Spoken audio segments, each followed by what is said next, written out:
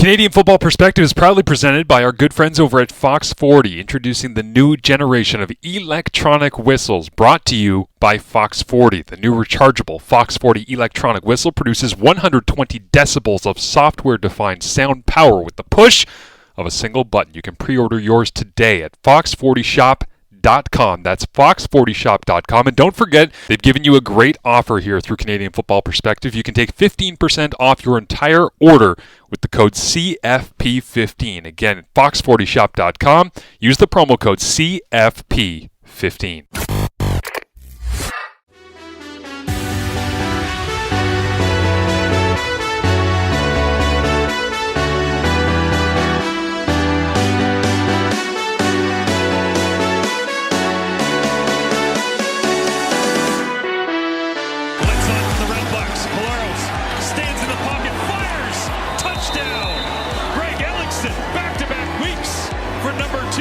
Zone. 30, 35, 40, 45, Grant going into BC territory. The kicker stumbled. Janarian Grant takes the opening kickoff for a touchdown. 3rd and goal. Evans leans to his left on his back foot into the end zone. Touchdown, Tiger Cats. Popped up and it's intercepted by the Bombers. How many times has happened? Thompson laterals it and they're on the run. 4 receivers to his right. That's where he'll look. Pressure on it. Bust. Open. Keon Hatcher, countdown on, 30, 20, 10, touchdown Lions. Malaros forced to scramble, and he's going to gun it for an open shot at the 40, 35, 30, 25, going to get around corner 20, Dalton Schoen is going to score! Oh my goodness! Welcome everybody to the breakdown. It's nice to see that man on the other side of the Zoom. He's been busy, I've been busy. We apologize for not being able to get on the same page and bring you the breakdown for the last little while, but we are bringing it to you throughout the month of October. Fingers crossed. I know DT is going to have a hectic time during the playoffs, so we'll do our best to get through the rest of the season every week delivering to you, but thankful to have at DT on OB on the other side here. Of course, you can catch him on 680 CJOB as the voice of the Winnipeg Blue Bombers, which I think we were probably about 20 feet apart from each other at the Hall of Fame game that was in Hamilton and weren't able to cross paths. I even did a pregame radio hit with you as I was walking my dog and pushing a stroller and on my phone. So that was a hectic one, but I hope that you had a good last month or so here, DT. I know the Bombers have had an interesting journey. Do you want to do a little broadcaster behind the scenes about the Hamilton game? Yes, I'd love that.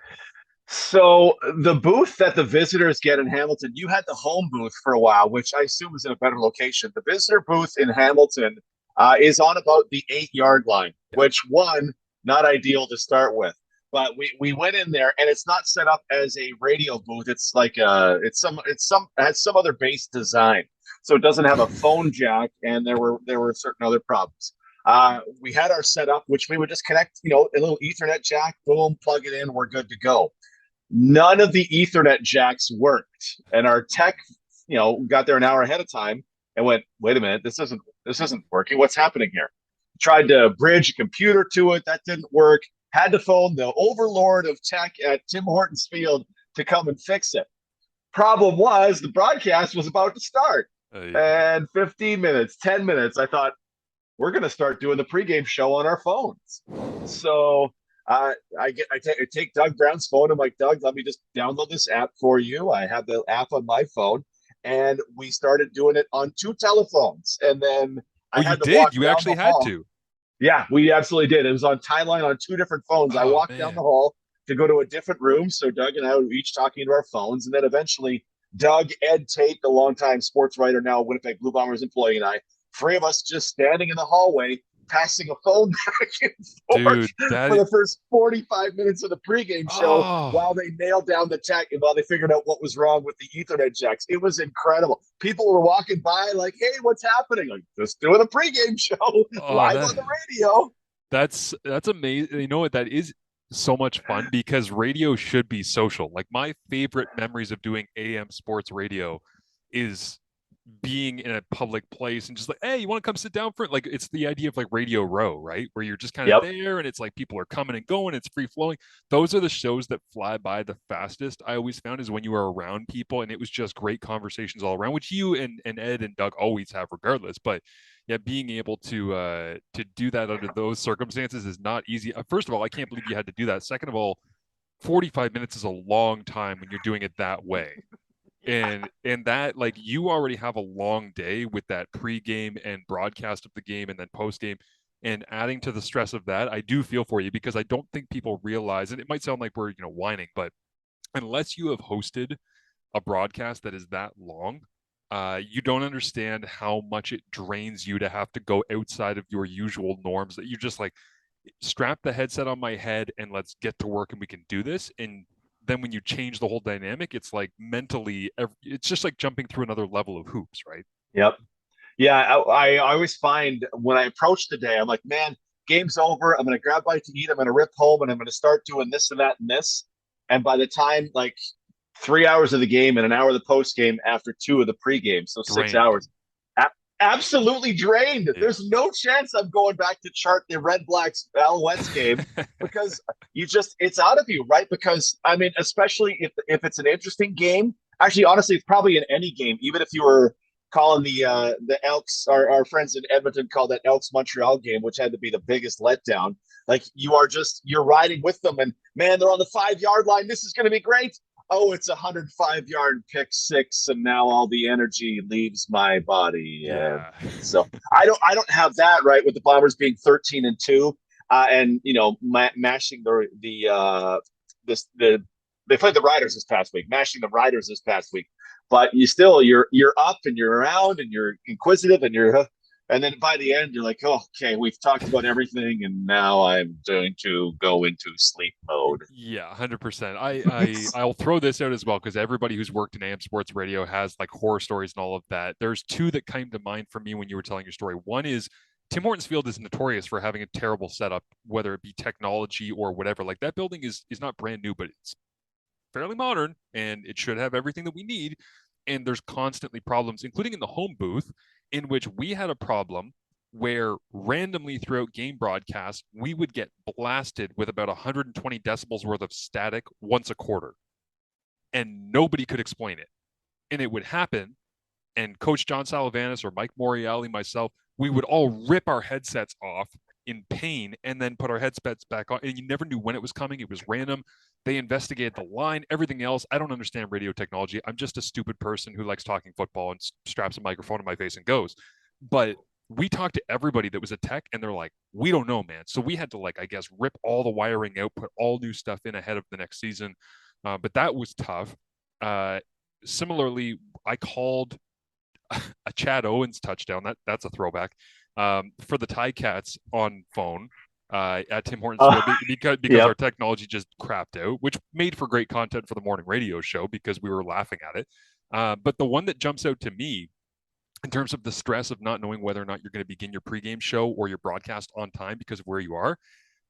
We had one of you, I don't know if you'd remember who this is. I don't know off the top of my head, but when you were still doing the Riders play-by-play and we came into New Mosaic for the first time, and we thought that we had everything set up ready to go.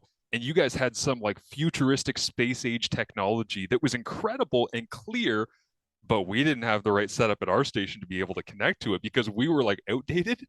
And so we just found out like, hey, we weren't doing the pregame from inside the stadium. So we were just told, 90 minutes to kick. And it's like 60 minutes to kick, 45, 30, 15. We still had no program in our ear. We couldn't hear what was going on. We couldn't hear the pregame show. And, we're helpless at that point. We're just on location in Regina. Hey, if they connect, they connect. If they don't, they don't. We're here to do our job. We'll see what happens. I swear to God, DT, 30 seconds. Like literally the players are running out for kickoff.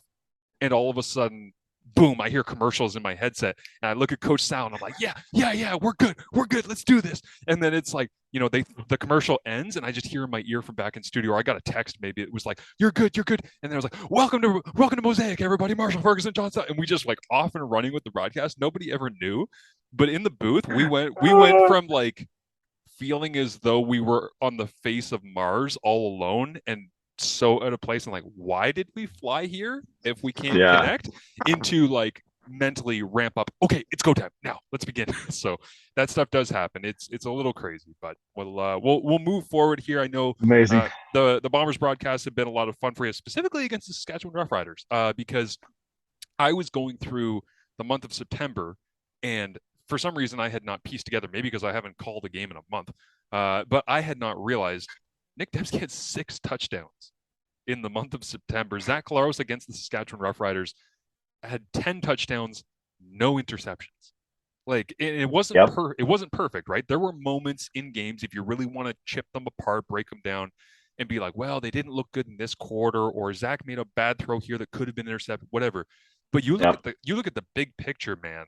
Holy, those 3 games against the Riders this year, it was like face punch, face punch, face punch 3 times in a row that just cemented what the Riders are at this point and what the Bombers are going into the playoffs. Yeah, and we have to excuse the middle one, right? Because there were a lot of riders really sick during that game, Yes, right? that's Whatever true. that bug was that was going through. They hang the 50 burger on the Riders in that game. But, I mean, Nick Demski, you mentioned 6 touchdowns in a month. He'd never had more than 4 in a season.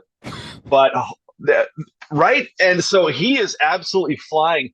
And it's incredible because as I look forward to All-Star ballots, I go, who's going to be my Sam linebacker, my dime defensive back? It's probably in the West going to be Derek Moncrief. It's just probably going to be Moncrief. In all 3 of those games, and I kept calling back to it when it happened, the Bombers found a way that they would attack Derek Moncrief, and they would beat him for a big catch, a pass interference call. Moncrief bats one away, but I think they got him for a touchdown in this one too. And I go, wow, they don't care who's on the other side, right? Oh, no. It's Moncrief. He's incredible in cover skill and a huge body and can do multiple things. You know what? Let's go after him with Schoen this time. It's incredible to watch and to think. I mean, they're getting this from Demski. They're getting Dalton Schoen's just been the rookie of the year for, I don't know, 5 weeks or so. Yeah. Like that award's been on. I would say ever since the game that Ellingson was out on the road in Edmonton, when you had that great touchdown that we use in our open where he cuts back against Deron Carter, like that was the moment for me where I'm like, this dude is on a completely different level than all of the other rookies right now. Yeah, absolutely. So they've had that, but Ellingson has only played about half of the games. They've lost Drew Wolodarski now. Like the number of injuries, and I've put this stat out in a few spots, like they've lost just the starters, just the 24 offensive defensive starters. They've lost 75 man games to injury, which is more than 20% of the starts in the end of their entire season.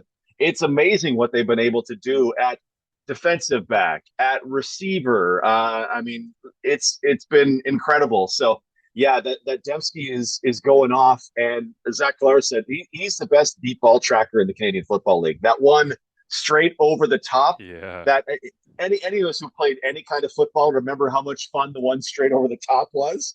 But that stuff's on like, oh no, it's a little this way. As last night I watched DeVaris Daniels just absolutely baffled by any ball over the top in last week's game. I go, oh, Demski's on fire. I just got to say this about the DeVaris Daniels stuff, because I was tracking last night as well, Toronto-Calgary, and I saw that play that you're talking about, kind of like a seam ball down the left side, outside the hash, inside the numbers, and Daniels misplays it and just doesn't, like you're saying, track it, doesn't see it the right way. I know that Ryan Dinwiddie is a stubborn play caller.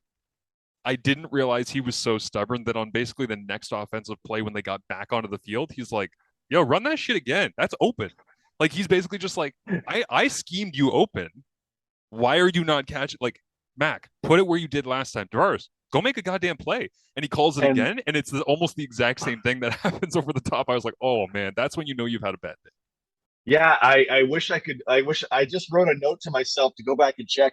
Does DeVaris Daniels have trouble with the ball over the top? Because 2 catchable ones in the same game that if you just, instead of putting your hands here, put them here and you would have had it. I need to go back and see if that's a thing, but it was certainly a thing for one game. But yeah, the Bombers receiving core, I think at the beginning of the season, I said it's probably the 7th best receiving core in the CFL. As currently constituted, it's probably right around there still, but oh my goodness, are they ever getting production from everybody? And it probably comes back to the MOP Zach Collaros ultimately. Yeah. But I'll say this about the Toronto Calgary game here. The score line was not the same. The overall tenor was not the same, but I was there for 60-1 Hamilton Calgary in McMahon. That felt very 60-1-ish to me. Like, and I think it was the fact that Jake Maier had the 2 interceptions and completed a lower percentage than he usually does in games, and they weren't getting a ton out of the running game. Like, Kadeem Carey got a carry in the 4th, and I thought, oh, I haven't seen him in a while. Like, this is kind of strange that, they're just starting to kill clock, but they hadn't really been relying on him all that much. That game should have been significantly more out of hand, I think, based on the way it felt if Calgary had played up to their standard. And Toronto, Macbeth was 0 for 7 on passes of 20 yards or more in that ball game. And obviously plays like Daniels didn't help all that much. But before we get off the Bombers, I want to mention 2 things that came to mind for me, specifically this past week. One is when they lost Kenny Lawler in free agency, I really thought this was going to be Rasheed Bailey's almost like group. Like, I thought he was going to be the one that would own this until, they get Ellingson. You start to think, well, maybe it's 1 and 2 and maybe Ellingson's the main. But Bailey, I feel like, has really been coming on as of late. Like, he's made some great throws. He started to be more involved in the offense. And honestly, his confidence level just looks higher, which is not a great analytic, but to be able to see him running routes a little bit smoother, catching the ball, not fighting it, running over the middle, catching touchdowns, like, I feel like he's coming into his own. And the second thing that jumped out for me was, we're talking about Demski and these touchdowns, right? Where he's got 6 of them in the month of September. The 2 specific plays that they scored on, Buck Pierce, as a lover of offensive football, the way he schemed up both of those, I know from talking to Mike Daly a whole lot, who's been a friend since I moved to McMaster in Hamilton in 2010, free safety at Mac, goes and plays with the Ticats for basically a decade, does the podcast here whenever we can. He's coaching at Laurier right now, so we haven't been able to get that one off the ground a whole lot. But I know that I would talk to him about CFL concepts, right? And the diagonal is a primary concept in all CFL route trees. Basically, the inside slot back, number 3 to the field, will release whatever way is best possible on the Sam linebacker, and then he's running like a deep over route. And sometimes coaches will say, you got to cross the free safety's face, and then you allow your quarterback to make a read off where the free safety goes, whatever. The specific play that they ran where Demski runs the diagonal directly towards the free safety on the backside, I think it was at a quads as well. So it's kind of like, they rotate over to the backside, he runs the diagonal, and then he just straightens up and just runs straight down the field. And it's like, that's the type of stuff where it seems simple, but that is when you're scheming that up, it's disgusting, because Buck Pierce is sitting there in an offensive meeting and he goes, okay, when we run the diagonal out of quads, this is what they do, how they rotate the backside. Demski, do you just want to turn and run to the end zone and we'll just find you? And it's like, so that's the first one. And the second one is the in and up, because before I even saw like the little stutter in and up, which he runs that route as well as anybody in the CFL, Demski does. When he scored the touchdown, I was like, oh, that had to be a double move, like something in the middle of the field, because he's just too open. And again, it's putting your players in situations to have success by understanding the opponent you're playing against and then executing with precision that nobody else in the CFL is, especially on the deep ball, which, as we know, is the game breaker, the difference maker in the Canadian Football League. So Collaros to Demski, the connection, along with Buck Pierce scheming things up, Mike O'Shea giving Pierce the freedom to be able to draw these things up and take these shots in whatever down and distance and field position. It's like, that's why the Bombers are scary offensively, because the run game is coming into it. And yes, Rasheed Bailey's getting better, but Schoen has been good. Maybe they get Ellingson back. That right there, to me, is the reason why, even if they're in a playoff game against Calgary or BC or whoever comes out of these playoffs, you're in the Grey Cup and you're struggling. If you get to the 4th quarter and you got Claros there and you've got a great scheme and some shot plays drawn up, they can get back into a game at any point, which is kind of why the Hamilton game was so confusing. You were just waiting for it. You're like, they're going to do something here. They're going to blow the doors off and come storming back, and then it just kind of never did. Well, that game they get within 10, and then Hamilton just sucks all the air out of the room with that 9-minute drive, right? That was the defense, one of the rare times the defense lets them down in that one. The other one from Demski in that game, and I don't know why, I honestly don't know why it worked, but I wonder if it was a tendency thing. He's busting up the seam, and then he kind of chops like he's going to make an in cut at like the 2-yard line, which is, and I thought, this is way too far downfield to do an in-breaking route. But here comes Mike Edam to try and kill him. Demski's like, out the back door, touchdown, celebrate, throw it in the crowd. We're all good. Like, it's It's incredible. It's impressive. I was talking to Coach O'Shea about it. 9 different times this season, they've had 5 guys carry the ball in a single game. So Wow.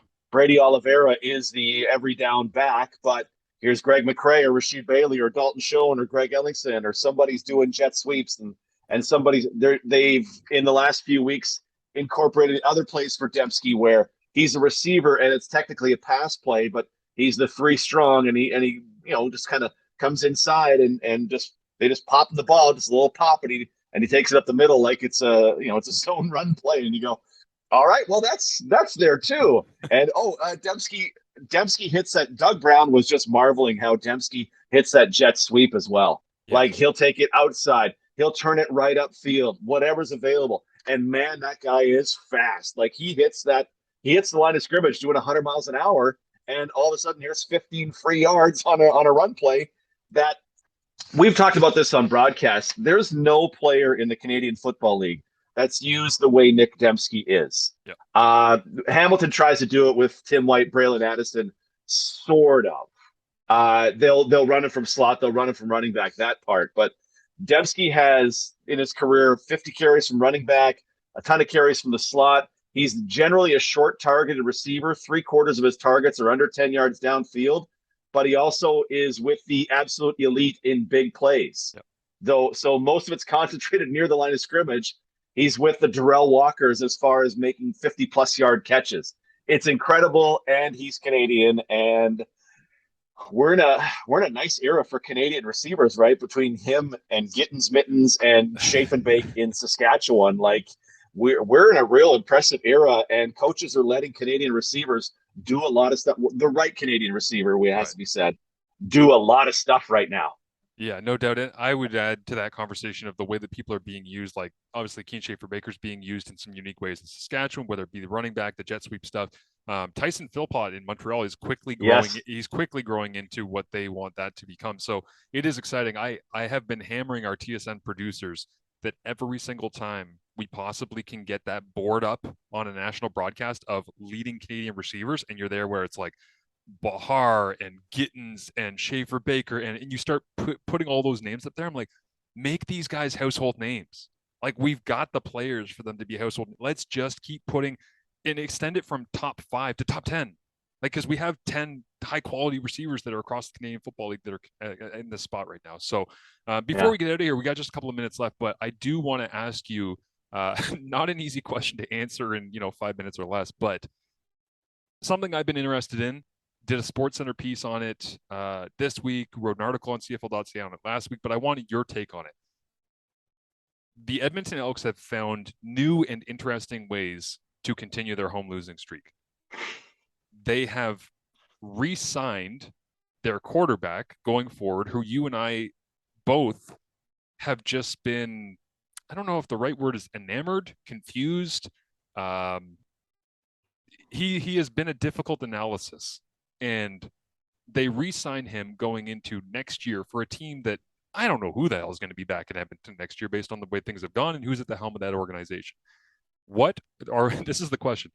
What are we to make of Taylor Cornelius as currently constituted? I'm just going to rub my temples for a moment to breathe. To make this. The 105-yard interception return for a touchdown. Normally that ball is just batted into the ground, right? So though I feel like, I don't know this for sure, and you can explain it better. I feel like quarterbacks with an on-rushing linebacker free, you should not get that ball knocked down. And it's your fault if you get that knocked down. But I'm willing to concede that, some other things may happen. Here's the thing. Cornelius feels like a unique, skilled player, right? His ability to run the football is incredible. His ability to keep plays alive, incredible. His arm strength is incredible. But this is a story that since I started tracking the CFL, like I've seen the story a million times of this guy's got great tools, but he's not an accurate passer. I just had to pull it up compared to expected. So if you I just plot every throw a guy makes, left hash, right hash, whatever it is it going boundary? Is it going field? Where is it? How wide is it? How far downfield is it? Take that, compare it to every other pass that's been thrown that way in the last 7 years. So that's 40,000 passes we're getting to. How often has it been thrown accurately? How often does he throw it accurately? So you get an expected accuracy percentage and how someone compares to expected. Taylor Cornelius is 9 points below expected, just ahead of Vernon Adams and Caleb Evans. And the one ahead of him is Bo Levi Mitchell, but he's a far ways behind Bo Levi Mitchell. He is not an accurate passer. And listening to the broadcast, the radio broadcast, you heard Dave Campbell and Morley Scott. Dave Campbell's like, that's an awful throw. Like, you can't throw that at his feet. You can't leave that ball inside him. He just, and at this point, is it something technical? Does he just need to set his feet? I honestly don't think that's it. I just don't think he can pass accurately. And you cannot survive and you cannot sign a guy through 2024 if he can't throw the ball from A to B reliably.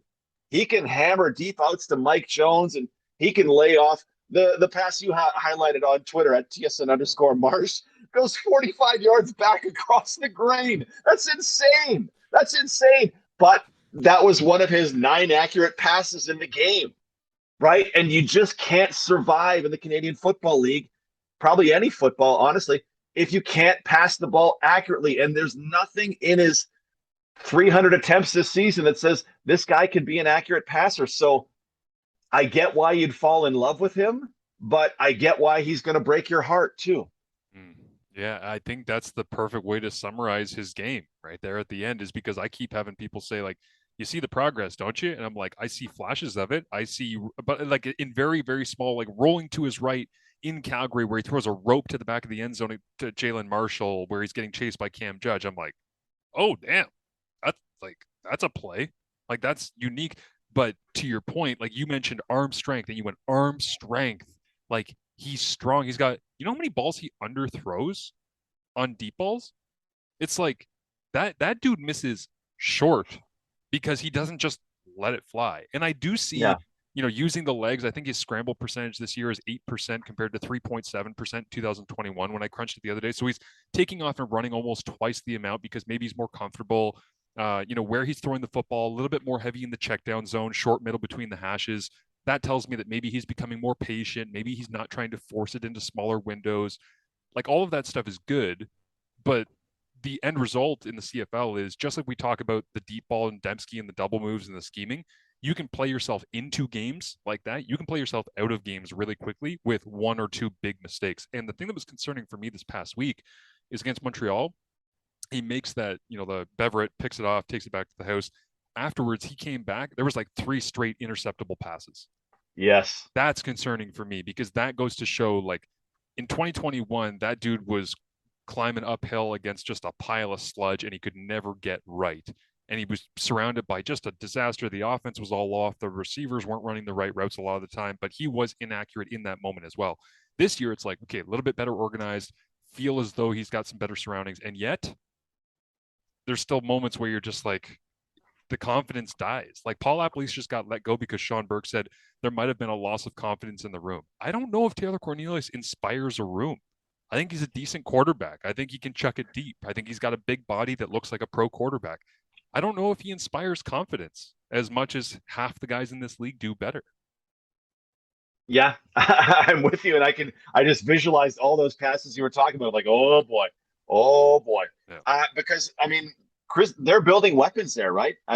Kenny Lawler, Dylan Mitchell, and Darrell Walker, plus Kevin Brown, who is 5 yards after contact per rush so far. Nice. Like, he's nice. It's nice. It's working. That stuff. There's foundational pieces on the offense, but give me Matt Nichols more than give me Taylor Cornelius, because again, like people are I'm discovering this. It's on a steady upward climb. Like, he has 17 for 34 games. Like, his completion percentage is still under 60. Like, he may be getting better, but it's still not even average. So what are you really getting? And the biggest thing that I tried to highlight in the SportsCenter piece today was that from 10 to 20 yards depth, he is attacking that part of the field more than well above the league average. Like, he isn't interested in 0 to 10. He's a 10 to 20 guy. He likes to put the ball in those spots. But his completion percentage, both in 2021 and in 2022, from 10 to 20 yards is atrocious. Like, he's not completing much of anything. So he's pushing the ball, which historically there's more value found in pushing the ball 10 to 20 rather than 0 to 10, because when you get the completions, you're moving the sticks, or you're getting the big plays, or you're getting the touchdowns, you're getting yards after catch because you're running free through the secondary. But if you're not completing those passes and it's like way below the CFL average, that's where it becomes an issue. It's like, cool, I like your approach and your style of play. Admittedly, he's kind of fun to watch because I don't really know what's going to happen. I just know that it's going to kind of be interesting all the time, except for when you do get 17 of 34 and you do get 2 interceptions and one of them goes to the house, and all of a sudden Edmonton feels like they're playing from behind the entire game. And so I don't know what the rationale necessarily was with all of that. I do know that I got a text from somebody the second that Cornelius got the extension that said, "Where does Trey Ford get traded?" And I don't think that's an inevitability, but I do think that that's an interesting question with him under contract going forward. Is like, do they use Trey as a package guy? Does he get love from somewhere else where somebody comes asking whether or not he's available? It's a thought, because he certainly created a lot of energy around the league for a short period of time. Well, and that would fill into my narrative that I don't think Chris Jones is particularly good at GM. I don't think he's proven he's a good GM yet. And that would be, if that's how this plays out with Trey Ford. One of those trades was, let's move up, get that another first round pick. Let's get Trey Ford. Boom, let's go. Yeah. And if you then minimize and totally neuter that trade, well, that trade now looks even worse. So that's I hadn't even thought of that, but that's something to watch going forward. And that would certainly go into my, I don't know if you're good at the personnel acquisition. You're great at generating pressure off 3-man rushes. That's incredible. But by the way, if we have a sec, yep. Ottawa got a Lorenzo Malden sack on a 2-man rush, 2 versus 5 against BC. And that's the funniest thing I saw all week. Lorenzo Malden legit hammered by guard tackle all the way through, and the league sack leader just worked it at a normal time. Like Mike Benavides in the 2-man rush is one of my favorite very minor plot lines of 2022. Amazing. But yeah, Chris Jones he may be a great defensive coach, maybe, but the personnel acquisition, I need a lot of convincing that's good. I hear you. DT, let people know where they can catch you this week in your journey around the Canadian Football League. At DT on OB on Twitter, as always. 6:00 Winnipeg time is the Bombers and Elks. The Bombers can clinch the West Final, he said with his fingers crossed. Pregame at 4, online, cjob.com. And it will not be on his phone. We promise. It'll be okay this week. Fingers crossed.